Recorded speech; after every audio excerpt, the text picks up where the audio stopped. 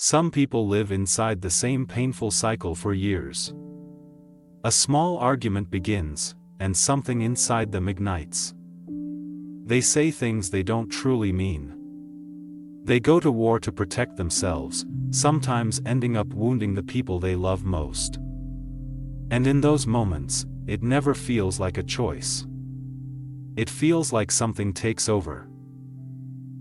Sometimes, the most painful part is not what happened during the argument.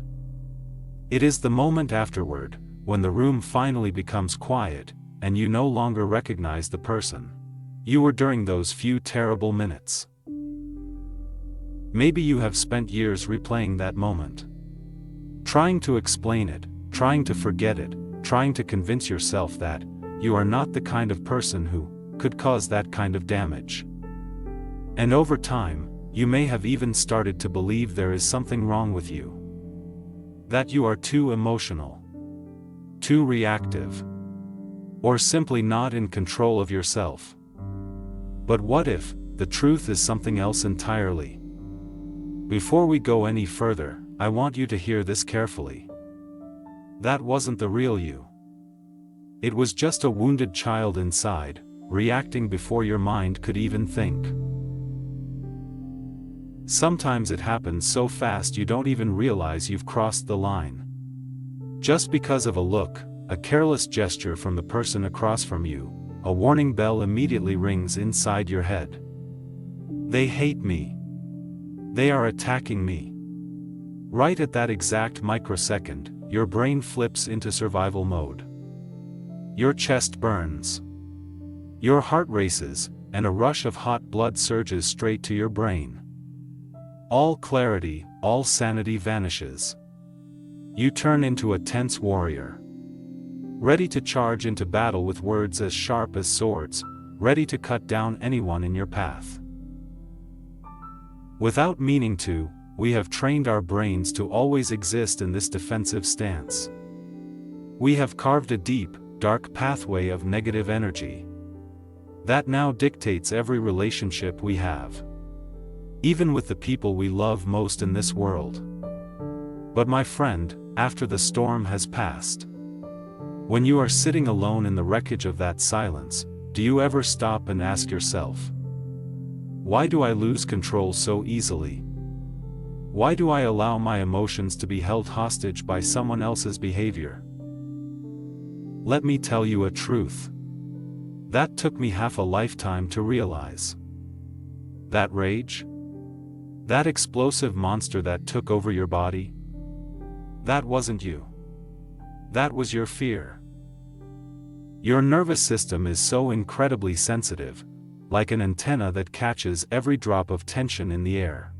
When you felt unprotected, your brain simply did what it thought it had to do. It attacked everything around you to guard the wounded, fragile child hiding inside. When you finally dare to look back at that monster, and quietly ask, why?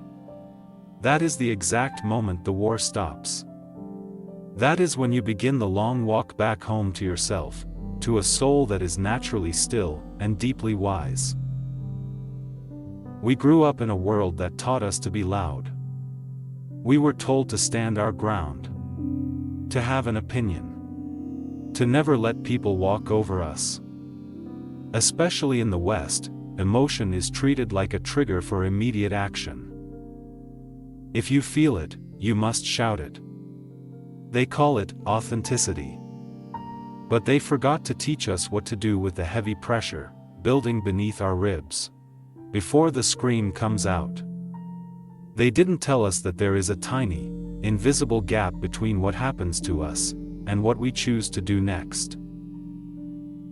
An ancient Eastern observation says that a flame that burns twice as bright burns half as long. You burned bright that day. You let it out. You won the argument, perhaps. But you have been shivering in the cold ever since. When we are highly sensitive, our armor is always too heavy. We put on this thick, heavy iron suit of anger because it is faster than wisdom. It protects us from being seen as weak, but it leaves us suffocating inside. There is a concept called Wu Wei. People often mistake it for doing nothing, like a leaf floating helplessly down a river. But that's not it. Wu Wei is the wisdom of not forcing. It is knowing when to stop pushing against the natural shape of life. Think of a river. When a river hits a massive rock, it doesn't scream at the rock. It doesn't stand there and argue with the landscape. If it does, the water collects, becomes stagnant, and turns into a swamp. A river that knows its true power simply folds itself around the rock and keeps moving forward. You are the river. You hit a sharp rock, and you flooded a valley you didn't mean to drown. That doesn't mean the river is broken. It just means it's time to find the main current again. There is an old tradition called Kintsugi. When a piece of pottery breaks, the artisan doesn't try to hide the disaster. They don't use clear glue to pretend it never happened. They mend the cracks with pure, liquid gold. The philosophy behind it is beautiful. The breakages are not something to be ashamed of. They are the most interesting part of the story. They are where the gold goes. The version of you that screamed, the version that packed a bag and walked out, the version that chose pride over love. That was not your truest self. That was just your unguided self. The self that was terrified, hungry for safety, and didn't know any other way to survive the night. The fact that you are sitting here, listening to an old soul talk about peace at this hour, means you are still trying. That is not weakness.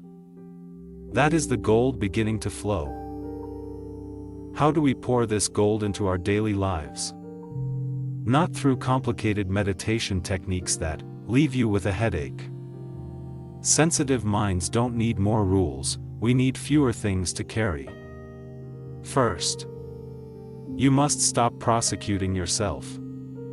Every time you drag your spirit back to that old memory just to punish it, you aren't learning anything new. You are just hurting yourself again, in slow motion, for an audience of one. Reflection breathes life into you, prosecution chokes you. Second, understand that you are like water. Water takes the shape of whatever it passes through. You did something harmful, that is a fact you must own. But you are not made of that action. You are the person who kept flowing after the crash. When this dark, negative pathway of energy is deeply carved into your mind, the ego becomes an iron fortress. It will convince you that you must fight to survive. But I want to offer you a test. A small, honest experiment with yourself. The next time you walk away from a heated battle, after you have used those sharp words and won the argument, I want you to close the door, sit in the quiet, and listen to your body. In the first few minutes, you might feel a rush of satisfaction. That is the temporary high manufactured by your ego. It loves the dopamine of being right. But what happens when the adrenaline fades, and you are left completely alone? Do you feel a heavy, bone-deep exhaustion? Does your brain keep replaying the event on a loop, flashing the angry faces, and the bitter words back at you, leaving you restless and anxious? Ask yourself honestly, is this what victory feels like? Winning an argument at the cost of your inner peace is not a victory. It is a slow, quiet defeat. To erase a negative pathway that has existed for years is a long, patient journey. You cannot fight the ego with more force. You dissolve it with presence. True stillness makes you wise. When you cultivate that quiet space inside, your energy is no longer held hostage by the actions of others. You stop reacting. Instead, you become the master of the space wherever you walk in. And you don't need to climb a mountain or read ancient scrolls to find this. It starts in the most ordinary moments of your day. Go for a walk where there are trees, don't look at your phone. Just feel the ground beneath your feet. When you do the dishes, or cook a simple meal, put your whole soul into it. Feel the warmth of the water, smell the spices. Just be entirely present in what your hands are doing. And meditation, it is not about forcing your mind to be blank, that will only give you a headache. Meditation is simply the time you sit to understand your own breath, to look your fears in the eye, and to finally get to know the silence. When you understand your own pain, something beautiful happens. You naturally become more forgiving, more spacious with the flaws of the people around you. Because you realize they are just like you, warriors wearing heavy armor, fighting a war they don't know how to stop.